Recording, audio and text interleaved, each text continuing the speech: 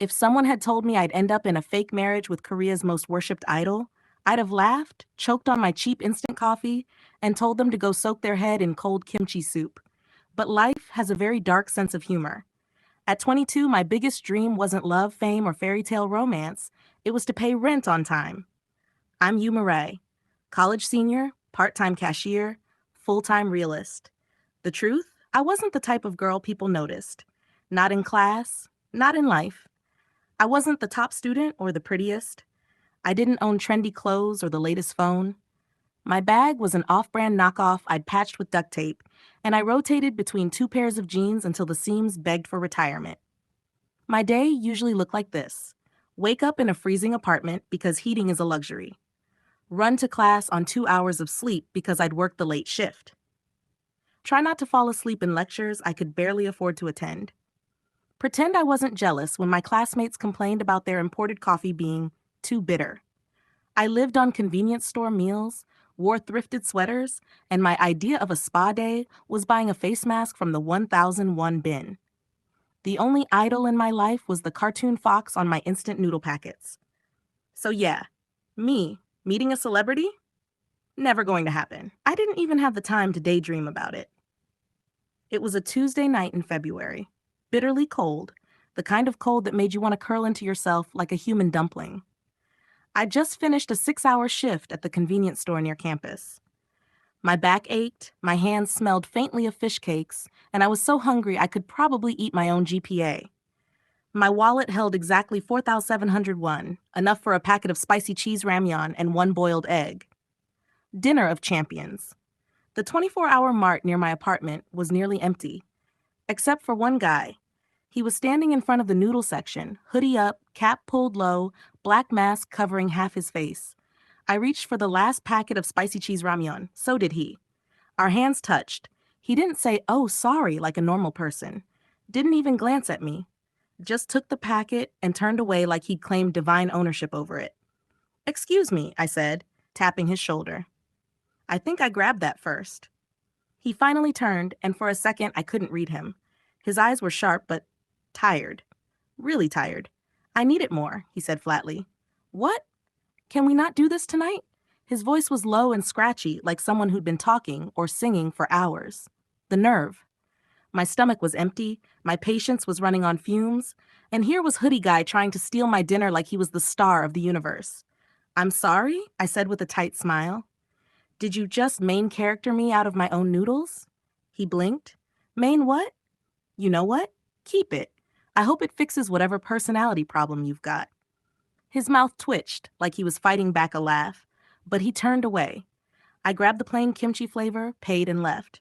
I didn't think about him again until 3 days later when my phone blew up with notifications and I saw his face, shirtless on TV. Han Jisoo, the man who stole my spicy cheese ramyeon, was Korea's #1 idol. What I didn't know that night was that Han Jisoo wasn't just famous. He was the kind of famous that made people faint in airports. Lead vocalist of Solar, 5-time Daesang winner, every brand's favorite face. If you search Korea's perfect man online, Han Jisoo's face will be in the first 10 results, probably more than once. On stage, he's flawless. Sharp jawline, smooth voice, smile that makes crowds scream until their throats give out.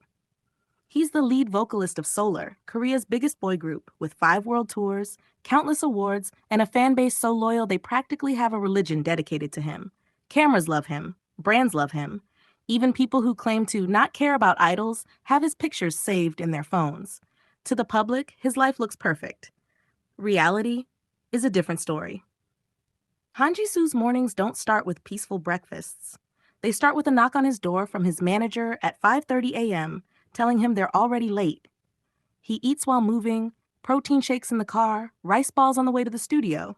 His calendar is a war zone, 6 a.m. gym with a personal trainer, 8 a.m. photo shoot for a luxury brand, 11 a.m. dance rehearsal, 3 p.m. radio interview, 6 p.m. fan signing event, 9 p.m. recording session. By midnight, he's still in the company's practice room, rehearsing until his shirt clings to his skin from sweat. And even then, he's not done. There's always a new photo shoot concept to approve, a brand script to memorize, a fan event schedule to review. Sleep? 4 hours on a good night. Everywhere he goes, eyes follow him. He can't walk into a convenience store without a stranger pulling out their phone. Girls scream when they see him, sometimes grabbing his arm or shoving gifts into his hands. The Sasang fans are worse. They follow his van in taxis, show up at his private schedule locations, even try to sneak into his apartment building. He's had to learn to move in shadows. Late-night grocery trips in hoodies and caps, face hidden behind a black mask. His driver sometimes switches routes to lose trailing cars. And yet, no matter how much he hides, someone always finds him. People think idols have thousands of friends. The truth? Jisoo's circle is so small it could fit on a sticky note. Most people want something from him: clout, money, access to fame. Real conversations are rare. Privacy is rarer. It's been years since someone talked to him without filtering their words through idol etiquette, which is why that night in the mart, when a random girl called him out for having a personality problem instead of swooning, he noticed. He noticed enough to remember her, even if she clearly didn't care who he was. 3 weeks later, life was back to its usual schedule. Lectures I barely stayed awake in, late-night shifts at the convenience store, and extra part-time gigs whenever I could find them. That day, I was doing a lunch delivery for a catering company that sometimes called me in when they needed extra hands. The order was for some corporate event in a glossy office building downtown. Nothing fancy, just sandwiches, rice rolls, and bottled drinks. I was halfway down a quiet side street balancing the delivery crate when I noticed it. A dark sedan, slowly crawling behind me. At first, I thought I was imagining it. Seoul streets were busy. Cars stopped all the time. But every time I turned a corner, the sedan turned too. Same distance, same speed. My skin prickled. I tried walking faster. So did the car. When I reached the end of the block, I glanced over my shoulder and froze. The car had rolled closer. I couldn't see the driver behind the tinted glass, but my gut screamed wrong. I did the only logical thing. I ran. The crate in my arms made it awkward, but adrenaline didn't care. I sprinted down the street, dodging pedestrians, the sound of the sedan's tires crunching over asphalt right behind me. "You, Mirai?" The voice came from somewhere to my left. Before I could answer or keep running, a man in a black jacket stepped into my path. Another appeared behind me. "Come with us," the first one said. "Yeah, that's not happening," I panted, gripping my crate tighter. They exchanged a look, and then, before I could scream, one reached for the crate while the other grabbed my arm. I kicked, twisted, even bit, but they were stronger. In seconds, my crate was on the ground, and I was being half dragged, half shoved toward the sedan. "This is kidnapping," I shouted, struggling as the car door swung open. "Not if it's for a meeting," the one behind me muttered. "A meeting? With who? The mafia?" They pushed me into the back seat, slid in on either side of me, and the car took off. My heart was thundering in my chest, my mind racing with worst-case scenarios. It wasn't until 20 minutes later, when the car pulled into the underground parking lot of Hanbit Entertainment's glass tower, that I realized I might be in even bigger trouble than I thought. The elevator ride was silent, except for my own ragged breathing. My hands were clenched so tight my nails bit into my palms. The two men in black jackets didn't say a word, just stared straight ahead like human statues. When the doors opened, they led me down a pristine hallway. White walls, polished floors, the faint scent of expensive cologne hanging in the air. We stopped in front of a glass office door etched with gold letters. "Manager Choi, Hanbit Entertainment," one of them knocked. "Bring her in," came a voice from inside. They opened the door and ushered me in like I was a delivery package they didn't want to drop. Behind a massive desk sat a balding man in a crisp suit, flipping through a stack of papers. He looked up at me, sighed like I'd personally ruined his week, and gestured to the chair in front of him. "You're you, Mirai?" My voice cracked. "Who wants to know?" He didn't answer. Instead, he pressed a button on his remote. The flat screen on the wall lit up, and there it was. A headline in giant red text: "Breaking. Han Jisoo's mystery wife. Netizens investigate viral marriage rumors." Below it, my face, from the convenience store's security footage, standing next to Hoodie Guy, holding the spicy cheese ramyun like it was the crown jewels. I stared. My brain tried to form words, but instead produced a mental slideshow of pure panic. "That," I started, "is not." The door opened, and in walked the man from the photo. Han Jisoo. No hoodie this time, no mask, Just a black turtleneck, silver chain, and the kind of smug expression you wanted to throw a shoe at. He glanced at me, then at the manager. You found her. You. I pointed at him, my voice rising. Are you stalking me? His mouth curled. That's one way to thank someone for inviting you into their office. Inviting? I shot back. 2 grown men kidnapped me off the street. The manager pinched the bridge of his nose. No one is kidnapping anyone. We just need to clear up a situation. Jisoo strolled over to the desk, leaned against it casually, and took a sip from the iced coffee in his hand. Relax. This is actually a good thing for you. I narrowed my eyes. My face is on the internet next to yours with the word wife. How is that a good thing? He handed me a folder. Because this is your contract. I opened it and nearly choked. 6-month fake marriage agreement. Payment, 50 million won. I looked up at him, stunned. This is a prank, right? Some twisted variety show? Nope, he said cheerfully. My company wants to spin the rumor into a publicity stunt. And you, he gave me a slow, deliberate once-over, are the perfect candidate. I slammed the folder shut. Why me? He leaned in, his voice low. Because you're the only person I've met in years who looked me in the eye and didn't treat me like a god. My heart stuttered, just a little, before my brain kicked back in. Yeah, I muttered, probably because you stole my dinner. His smirk widened. So, Mrs. Idol, shall we make it official? I'm not signing this, I said, shoving the folder back across the desk like it was contagious. The manager looked annoyed. Do you understand the opportunity you're turning down?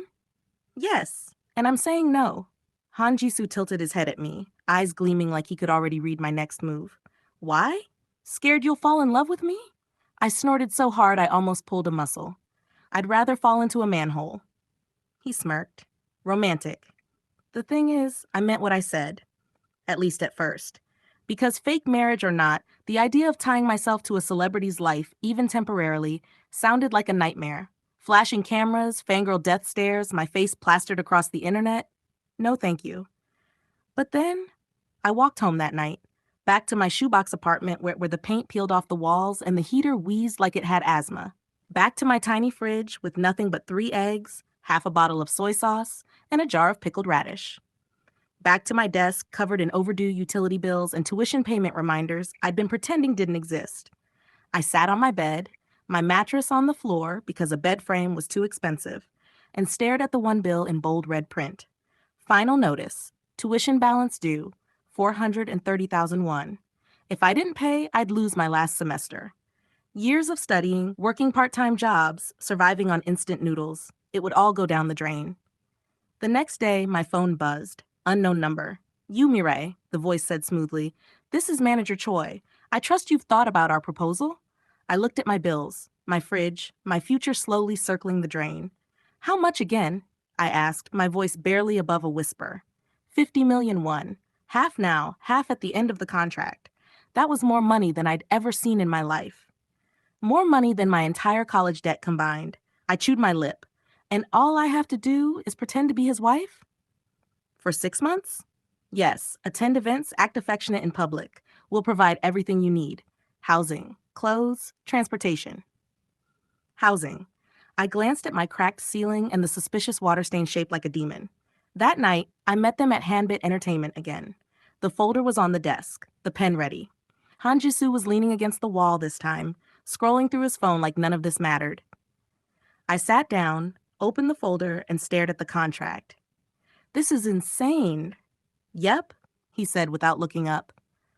But you're going to do it. I glared at him. How do you know? He finally met my eyes. Because you need it more than I do. I hated that he was right. With a deep breath, I picked up the pen. Fine, but if you so much as breathe on my dinner again, I'm filing for divorce. His smirk was instant. Noted, Mrs. Idol. The pen scratched across the paper. My signature sealed my fate. If I'd known my wedding would happen in the middle of a press conference with 400 reporters, I would have faked my own death instead of signing that contract. The venue was one of those shiny glass hotels in Gangnam, all chandeliers and marble floors. The kind of place where the cheapest drink on the menu cost more than my rent. I stood at the back, clutching my bouquet like it was a weapon. This is not what we agreed on, I hissed at Manager Choi. You agreed to public appearances, he whispered back. This is one. This is marriage cosplay in front of the national press. Before I could run, the music started, soft piano turning into some dramatic K-drama OST, and the giant double doors swung open. There he was, Han Jisoo, in a black tuxedo, hair perfectly styled, smiling like this was the greatest day of his life. Which was funny, because 2 days ago, he told me I looked like a lost raccoon in a hoodie.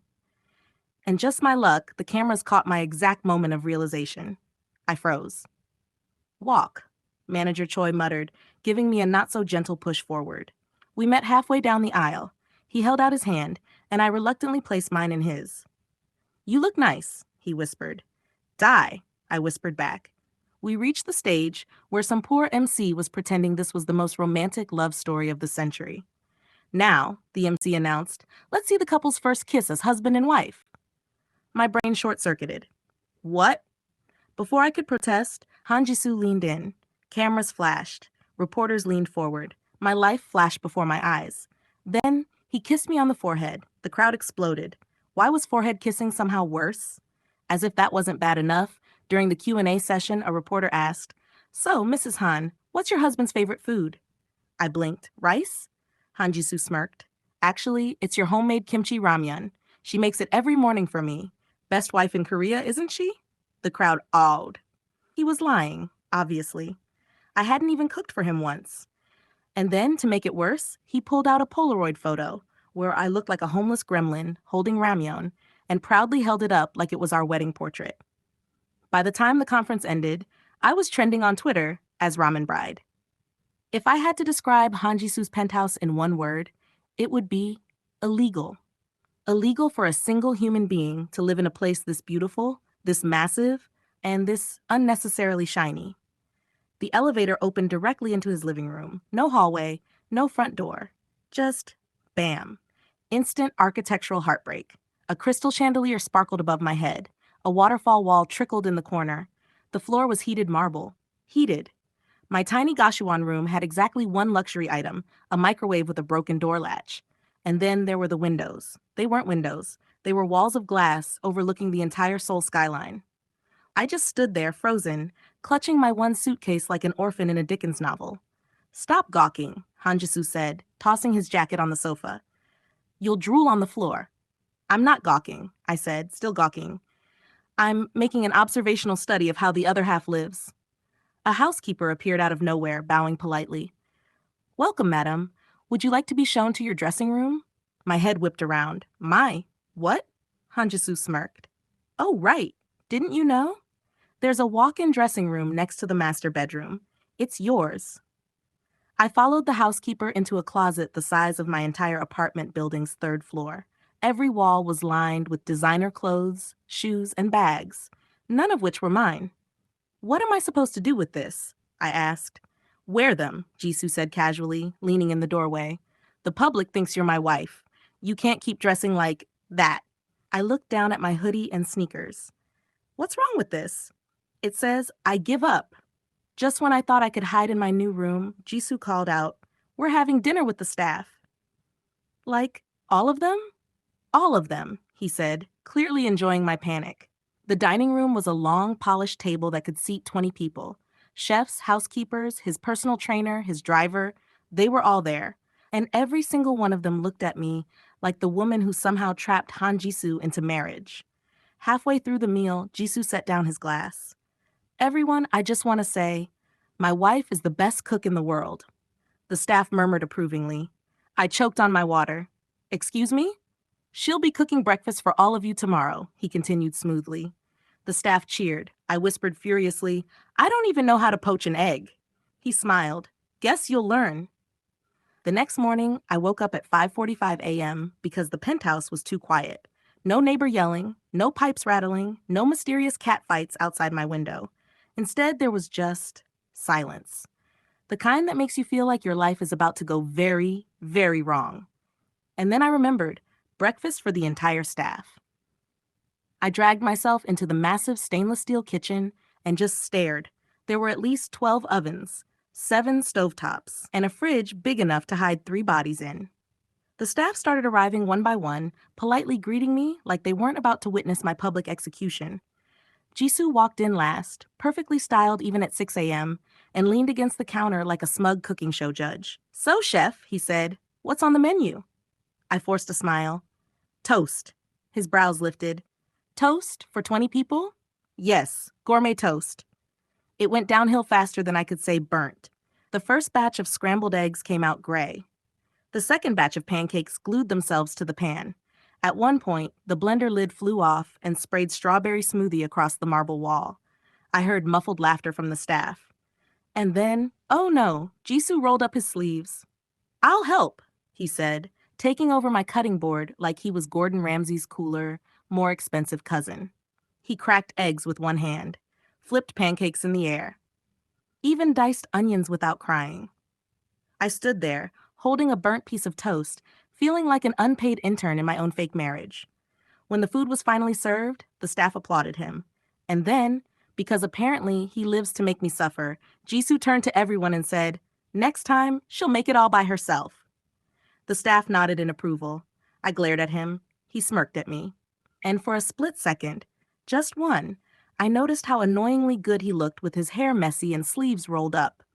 3 days after the breakfast disaster, Jisoo's manager, Mr. Kang, stormed into the penthouse holding what looked like a military briefing folder. "We need photos," he said.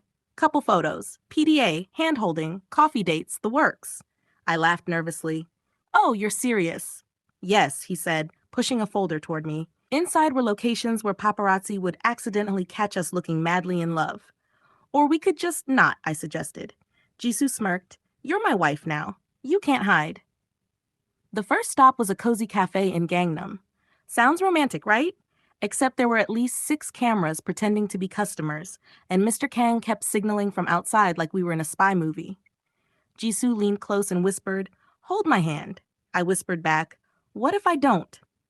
"Then I'll kiss you." I nearly threw the coffee at him. Instead, I let him hold my hand, which, by the way, felt warm and annoyingly perfect. Next, we walked in a park, which would have been fine except the swan boats. Apparently, Mr. Kang thought it would be cute couple content for us to rent one. So there we were, in the middle of a lake, surrounded by photographers on the shore, with Jisoo rowing like a K-drama prince while I screamed at him because a duck bit my shoe. "Smile," he said through clenched teeth. "I'm smiling at your funeral," I hissed back. On the way back to the car, a sudden gust of wind blew my scarf away. Without thinking, Jisoo chased after it, caught it midair, and wrapped it back around my neck. The cameras went crazy. I blinked up at him. He smirked down at me. "That's going on the front page tomorrow," he said. I hated that he was right. When Mr. Kang announced that Jisoo and I were going on a short vacation for couple bonding, I imagined something like a weekend at a spa, maybe a little beach time. I should have known better, because vacation in idol language apparently means 3 days in Jeju Island with a hidden production crew documenting every move for a surprise couple reality segment. By the time we got to Gimpo Airport, fans were already swarming, hundreds of them, all screaming Jisoo's name. Some held banners, some held cameras the size of small children, some were crying. Jisoo slid an arm around my shoulders and leaned in.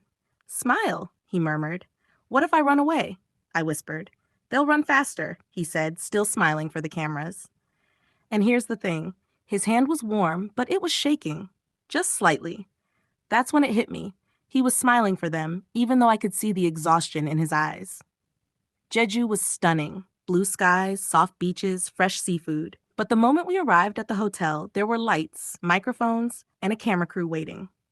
Day 1 schedule: sunrise beach walk. Day 2, cooking class. Day 3, casual balcony breakfast scene. It was like living in a commercial. And yet, when the cameras were off, Jisoo barely spoke. He'd sit on the balcony, scrolling through his phone, replying to endless messages from his manager, stylists, producers. Once, I caught him rubbing his temples like he had a headache. "You okay?" I asked. He just smiled faintly. "This is the easy part." On the last day, we had to film a romantic breakfast. The wind kept knocking over the juice glasses. The director kept shouting, "Again," and my hair was in my mouth for 70% of the takes. Finally, between takes, I muttered, "Do you ever get a break?" He didn't answer right away. Then he said, "Not really. Not unless I disappear." It wasn't said in a dramatic way, just a quiet truth. And for the first time since this whole mess began, I felt a twist of pity, because yes, Jisoo was infuriating, smug, and way too good-looking for his own good. But he was also trapped in this endless performance. That night, after the cameras were gone, I made him instant ramen in the hotel kettle. We sat on the floor, eating in silence, and for once, he didn't smirk. He just said thanks. We landed back in Seoul on a rainy Tuesday, and by Wednesday morning, I was trending. Not in the fun, I went viral for my dance cover kind of way. No, this was the everyone on the internet suddenly hates me and wants me to fall off the planet kind of way. Who is she? The first sign was my phone exploding with messages from classmates. Some were curious, some were less friendly. One said, "Wow, stealing Opa from us? Brave." Another, "We all knew you were fake, Mirai." Confused, I opened Twitter. Big mistake. Who is she was trending at 3 in Korea. The hashtag was filled with zoomed-in screenshots from our Jeju trip. Me laughing at the cooking class, Jisoo holding my hand on the beach. Underneath were comments like, "She's clearly using him for money. She doesn't look like a celebrity. How embarrassing. She's so fake, you can tell it's all acting." The hate gets personal. By noon, strangers had found my old Instagram posts and started commenting, "Delete your account. Go back to your little student life. He deserves better." Even the university gossip page posted about me. I wanted to curl up in bed and never move again. But when I looked at Jisoo's own fan cafe, it was quiet. And that's when I realized he was probably dealing with even worse things. Fans blaming him, accusing him of lying, questioning his pure image. The turning point. That night, Jisoo texted, "Don't read anything online, it'll go away." But when he showed up at my apartment later, he looked tired in a way makeup couldn't fix. "I told you not to read the comments," he said. I didn't. He gave me a flat look. "Mirai?" "Okay, I read all of them," I admitted. "And they suck. But they suck for you too, don't they?" He didn't answer, just sat on my couch staring at the floor. And for some reason, that made me angry. Not at him, at them. "You know what?" I said, standing. "Fine, if they want to think I'm some gold digger, let them. I'm not going anywhere." His head snapped up, eyes narrowing. "What? You heard me. If you can survive this circus every day, the least I can do is stick around and not make your life harder." For the first time in days, he smiled. Not the idle smile, the real one. That's the night I realized, somehow, without meaning to, I actually wanted to protect Han Ji-soo. After the hashtag scandal, I decided to take matters into my own hands. If Jisoo's fans thought I was a heartless leech, I would prove them wrong. I would win them over. How? By showing up at his next fan event to support him. And no, I did not tell him in advance. In my head, it was perfect. I'd wait quietly at the back. When he saw me, he'd smile. The fans would see that smile, feel the love, and think, "Wow, maybe she's not that bad." What actually happened? Hanbit Entertainment's fan sign was in a giant hall, filled with screaming people and Jisoo's face on everything. Banners, balloons, cardboard cutouts taller than me. I wore my most innocent, wholesome, not a threat outfit. Pastel sweater, long skirt, zero makeup except lip balm. I thought I blended in perfectly, until a girl in line recognized me. "Oh my God, it's her!" Every head turned. The atmosphere went from happy screaming to murder trial silence. Suddenly, I was surrounded. Questions were flying like bullets. "Are you here to mock us? How dare you show up here? Is the marriage even real?" I tried to explain. "I'm just here to..." But then Jisoo appeared on stage, spotted me in the middle of the crowd, and smiled. Not just any smile. That soft, melts his eyes, "I'm glad you're here" smile. The fans saw it. The room exploded. Security rushed me backstage before things could get uglier. "Mirai," Jisoo hissed the second we were alone. "What are you doing here?" "I came to protect you," I whispered back, offended. He blinked. "From what? My own event?" "Yes." He pinched the bridge of his nose like he was reconsidering every life choice that led him to me. But when he finally looked at me, there was something else there, a tiny, amused smile. "You're ridiculous," he said. "You're welcome," I replied. And for the rest of the fan event, I sat quietly backstage, sipping free bottled water, feeling oddly happy. Because even if I'd made everything worse, at least I was there for him. When Hanbit Entertainment's PR team called me in, I thought they were finally going to pay me for emotional damages. Nope. Instead, they smiled sweetly and said, "We're starting a behind the scenes with Han Jisoo documentary, and you're going to be in it." I blinked. You mean like on camera? Yes, every day, following him around, looking supportive. But I have school, we'll send a car, and classes, we'll edit those out. It wasn't a request. I arrived at 4:30 a.m., not because I was enthusiastic, but because that's when he was leaving for his schedule. It's still night. It's work. I thought idols just sang on stage and smiled. Apparently, they also film variety shows at sunrise, do 4 different outfit changes before noon, eat breakfast standing up in a makeup chair. We sat in a sound booth for 6 hours. 6. He sang the same line over and over until I started questioning the concept of time. When he finally took a break, I offered him my water bottle. He took it without looking, mumbled thanks, and I noticed his hands were trembling. Not from nerves, from exhaustion. Here's the thing, from the audience, fan meets look magical. From backstage, it's a marathon of smiling, waving, signing, smiling again, repeating names, smiling more. After 3 hours, he was still polite to every single fan, even the one who kind of hissed at my cardboard cutout. Somewhere between the endless rehearsals, costume fittings, and late-night interviews, something shifted. I stopped thinking of Jisoo as the guy who dragged me into this mess and started seeing the human. The way he massaged his temples between takes. The way he quietly shared snared snacks with staff without anyone noticing. The way he muttered his lyrics under his breath while half asleep. He wasn't just working hard. He was carrying an entire image on his back. And for the first time, I felt a twinge of guilt for all the times I'd made his life harder. We were in the van after his last schedule of the week. He was slumped against the window, eyes closed, completely spent. You okay? I whispered. He opened one eye, smirked faintly, and murmured, You survived the week. Not bad, wife. And just like that, my chest did that annoying thump-thump thing again. The Behind the Scenes with Han Jisoo documentary finally dropped. I was ready for chaos. I was ready for hate comments. I was ready for someone to Photoshop me into a literal cockroach. What I was not ready for was people liking me. The top comments under the first episode, wait, she gave him her water bottle without wiping the straw? That's basically marriage-level trust. She looks like a tired college student, but in a relatable way. That part where she fixed his mic cord was low-key cute. And then there was the clip that went viral. Scene, Jisoo and I in the van at 5 a.m. I'm yawning so hard I almost dislocate my jaw. He glances at me, pulls his hoodie over my head, and says, Stop catching flies. Cue screaming fangirls and slow-motion edits with romantic background music. Ever since the doc aired, he's gotten bolder. At a music show backstage, he casually plopped his jacket over my shoulders in front of 3 cameras. During a break in rehearsal, he tossed me a snack and smirked, Eat before you faint. I can't carry you in the group's reputation. The staff snorted. I died internally. We were in a convenience store before his next shoot. I was paying for an iced coffee when he suddenly leaned over, tapped my cup, and said loudly, That's mine. She just drinks what I drink because she likes me.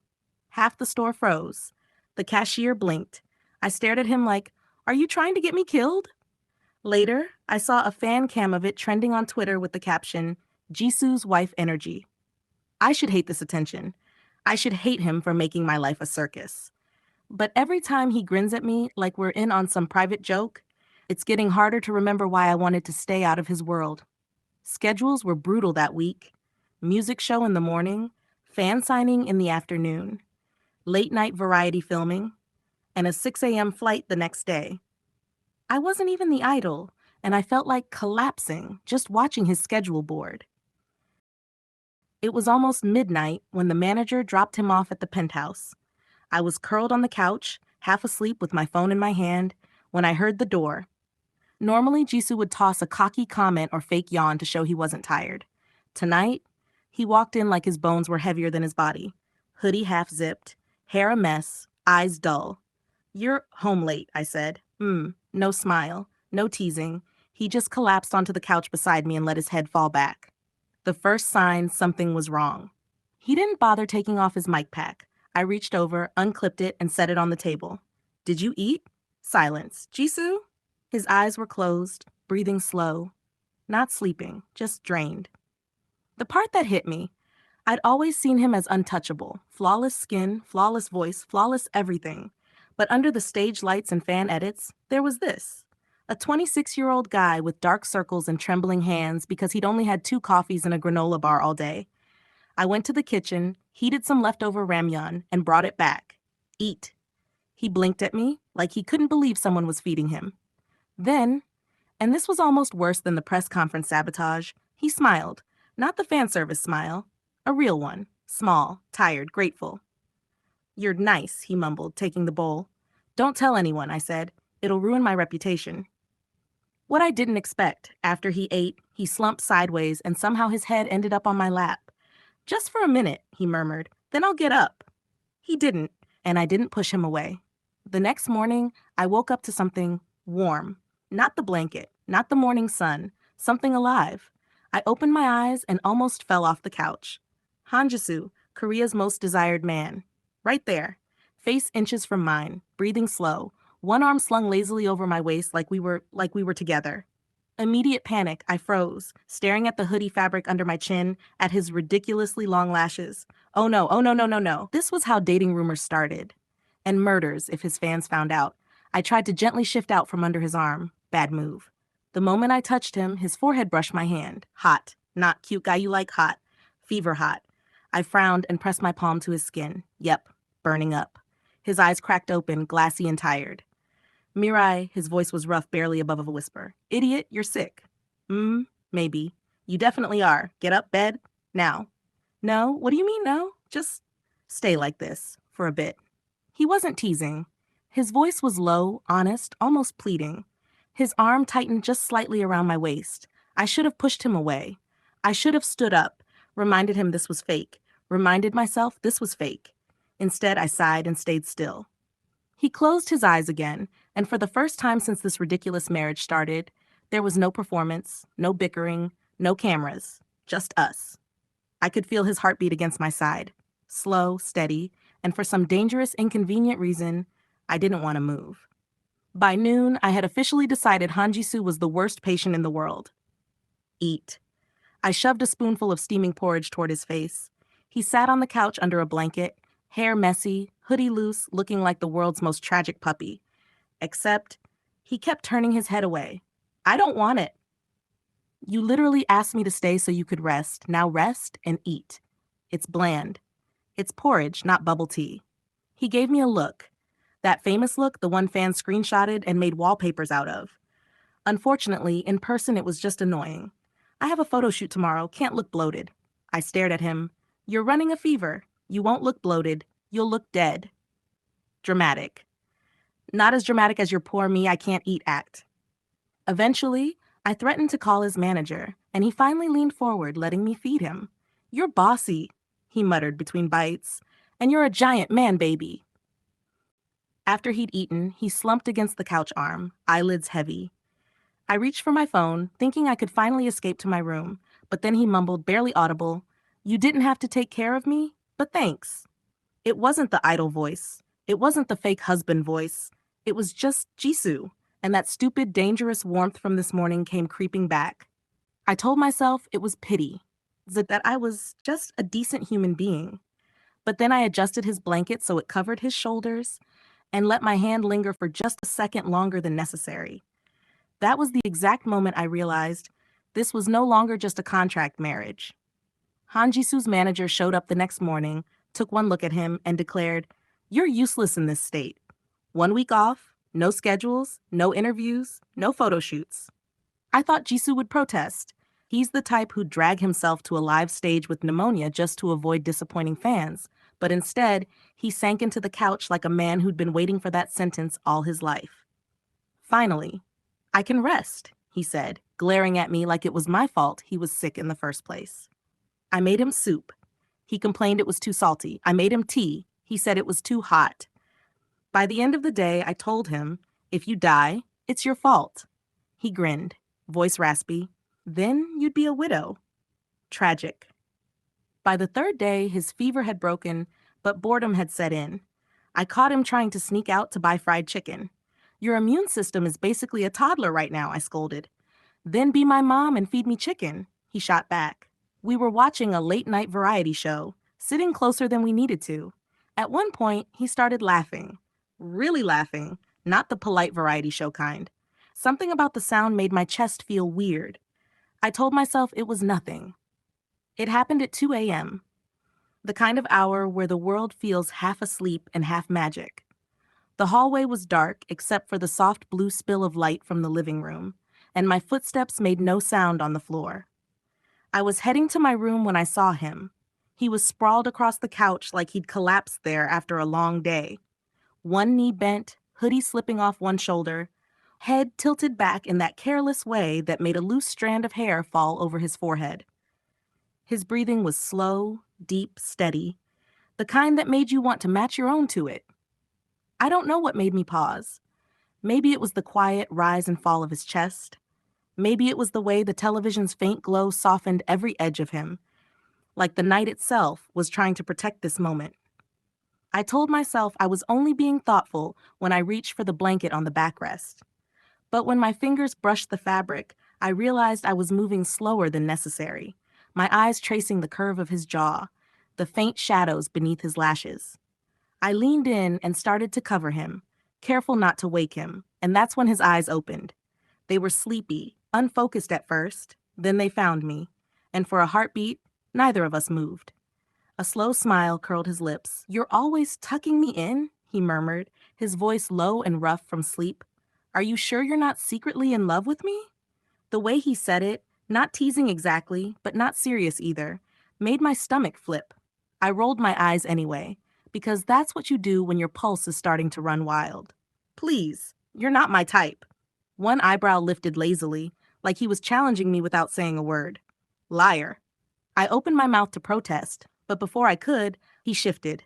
Slow, unhurried. His hand came up to rest on the edge of the blanket, his fingers brushing mine. He leaned forward a fraction, his gaze flicking down to my mouth and then back up to my eyes, waiting. The air between us felt impossibly still. And then he kissed me. Not the kind of kiss that sweeps you away in dizzying sparks. No, this one was different. It was warm, almost sleepy, like he was letting me feel every second of it. Soft and lazy, the corner of his mouth curving just enough to say, "Told you so." I should have pulled away. I didn't. Because in that moment, with the blanket still clutched between us and his lips lingering against mine, I wasn't thinking about type or timing or consequences. I was just thinking how I didn't want it to stop. His lips barely pulled away, just enough for me to feel the absence and miss it instantly. I didn't move, couldn't. My heartbeat was loud in my ears, matching the warmth pooling low in my chest. His gaze searched mine, his breath brushing against my mouth like he wasn't sure whether to leave or stay. He stayed. One hand came up, his fingertips ghosting along my jaw, the lightest touch, not enough to claim, but enough to make my skin hum. "You're not my type," I whispered again, but this time my voice betrayed me, softer, shakier, as if even I didn't believe it anymore. His mouth curved, and I realized that smile was dangerous. The kind that knew something I didn't want to admit. "No?" he murmured, leaning in just a fraction. "No." "Then why aren't you moving away?" I swallowed. My answer caught somewhere between my throat and my heart. He didn't wait for me to find it.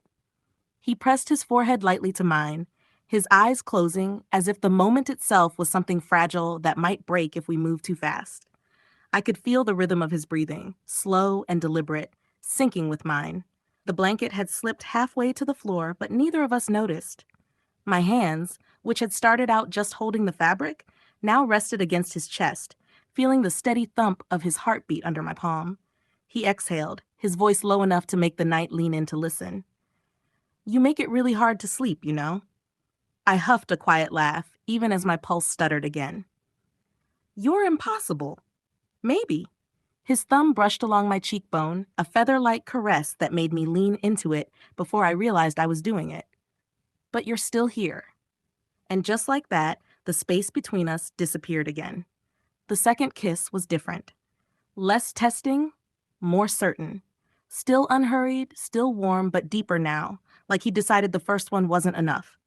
My fingers curled against the soft fabric of his hoodie, holding on just a little tighter. Somewhere in the back of my mind, I knew the clock was still ticking toward morning, that reality would come rushing back when the sun did. But right then, at 2 a.m., with his mouth on mine and his hands steady and sure, reality could wait. The second kiss slowed, softened, and eventually faded into stillness. Not because we wanted it to end, but because something about the quiet afterward felt just as intoxicating. I stayed close, our foreheads touching, my breathing uneven. His eyes opened slowly, and for a moment, it felt like he was memorizing me. Not just my face, but the way I looked at him in that exact moment, half caught, half unwilling to escape. He shifted slightly, his arm brushing against mine. "You're cold," he murmured, like it was an excuse to pull me closer. I didn't protest. I let him. The blanket, which had nearly fallen to the floor, ended up wrapped around both of us. I found myself sitting on the edge of the couch beside him, my knees tucked under me, my body leaning into his without thought. "You know this is a bad idea," I said, though it came out softer than I meant. His hand rested lightly against my side, warm through the fabric of my shirt. "So is staying up this late, but here we are." The corner of my mouth twitched, but I didn't reply. The TV was still casting its quiet glow, the low hum filling the silence between our breaths. He tilted his head, studying me in that way, that made me feel like he could see more than I was ready to show. "What?" I asked. "Nothing." His lips curved, a faint smile playing there. "Just wondering how many times you've looked at me like that when you thought I wasn't paying attention." Heat crept up my neck, and I did what any sane person would do. I looked away. "You're imagining things." He chuckled under his breath, the sound low and warm. "Maybe." We stayed like that for a while, me leaning against him, his arm around me, the world outside the walls of the living room ceasing to matter. Every so often, our hands would find each other under the blanket, fingers brushing, tangling, then pulling away only to meet again. "You should sleep," I whispered eventually, though I wasn't sure if I meant it for him or for myself. "I will," he said, his voice slow, lazy, the kind of tone people use when they're perfectly content where they are. "But not yet." He shifted again, guiding me down until we were both stretched out on the couch, the blanket cocooning us in a warm little world of our own. My head found his chest without thinking, my ear catching the steady rhythm of his heartbeat. It was the safest I'd felt in months. At some point, my eyes grew heavy. The last thing I remember before drifting off was the soft press of his lips against the top of my head and the faint, almost unspoken words he breathed into my hair. "See? You're still here. And maybe, just maybe, I didn't want to be anywhere else." The next morning, we were in the kitchen making breakfast. While I was making breakfast, he was leaning against the counter, doing nothing, when he said completely casually, "I like you." I froze, spatula halfway to the pan. "Don't joke like that." "I'm not joking. I've been waiting to tell you since the convenience store, but you were too busy hating me." I turned, and he was smiling, the real smile, the one he didn't give to cameras. "So, do you like me too?" he teased. I sighed, pretending to think. "I guess you're tolerable." "Tolerable?" He caught my wrist, pulled me close, and whispered, "Guess I'll have to keep convincing you." And just like that, my fake husband had become the real problem. The confession wasn't dramatic. No rain, no fireworks, just the quiet warmth of his apartment, 2 mugs of tea going cold on the coffee table, and him looking at me like he was about to step off a cliff. "I like you, Mirai," Jisoo said, voice soft but certain. "Not because you make my life interesting, not because you're part of this arrangement. Just you.